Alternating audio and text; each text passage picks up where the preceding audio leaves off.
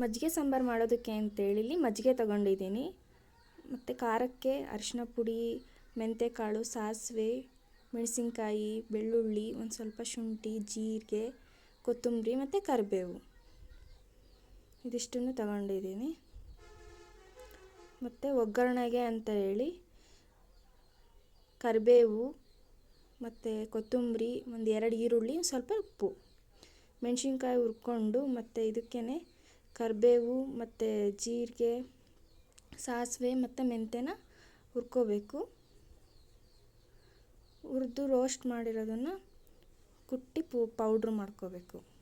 ಜೀರಿಗೆ, ಮೆಂತ್ಯಕಾಳು ಮತ್ತು ಸಾಸಿವೆನ ಇದಕ್ಕೇ ಬೆಳ್ಳುಳ್ಳಿ ಮತ್ತು ಹಸಿಮೆಣ್ಸಿನ್ಕಾಯಿ ಮತ್ತು ಶುಂಠಿನೂ ಕುಟ್ಟಿ ಪೌಡ್ರ್ ಮಾಡ್ಕೊಂಡ್ರೆ ಇಲ್ಲ ಪೇಸ್ಟ್ ಆದರೂ ಮಾಡ್ಕೊಳ್ಳಿ. ಇದಾದಮೇಲೆ ಇದಕ್ಕೆ ಒಗ್ಗರಣೆ ಮಾಡೋಣ. ಒಂದು ಬಾಣಲೆಗೆ ಎಣ್ಣೆ ಹಾಕಿ 1-2 ಚಮಚ. ಇದಕ್ಕೆ ಸಾಸಿವೆ, ಕರಿಬೇವು, ಈರುಳ್ಳಿ ಹಾಕ್ಬಿಟ್ಟು ಚೆನ್ನಾಗಿ ಬಾಡಿಸ್ಕೊಳ್ಳಿ.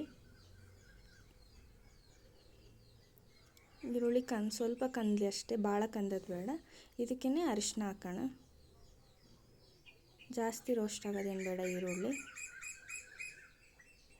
ಹಸಿ ಈರುಳ್ಳಿ ಸ್ವಲ್ಪ ಸಿಗಬೇಕು. ಇದಕ್ಕೇ ಕುಟ್ಟಿಡ್ಕೊಂಡಿರೋಂಥದ್ದು ಅಥವಾ ಕುಟ್ಟಿ ಪೌಡ್ರ್ ಮಾಡ್ಕೊಂಡಿರೋ ಮೆಣಸಿನ್ಕಾಯಿ ಅದು ಪೇಸ್ಟ್ ಏನೇನಿತ್ತು ಅಷ್ಟನ್ನು ಹಾಕಿ ಒಂದು ಕುದಿ ಕುದಿಸಿ ಈ ರೀತಿಯಾಗಿ ಕುದಿಸ್ಬೇಕು. ನೋಡ್ಕೊಳ್ಳಿ. ಆ ಮಜ್ಜಿಗೆಗೆ ಈ ಖಾರನ ಹಾಕಿ ಮಿಕ್ಸ್ ಮಾಡಿರಿ.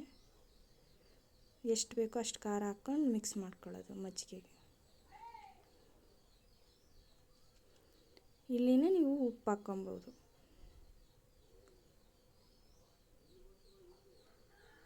ನಿಮ್ಗೆ ಎಷ್ಟು ರುಚಿಗೆ ಬೇಕೋ ಅಷ್ಟು ಉಪ್ಪು ಹಾಕ್ಕೊಳ್ಳಿ.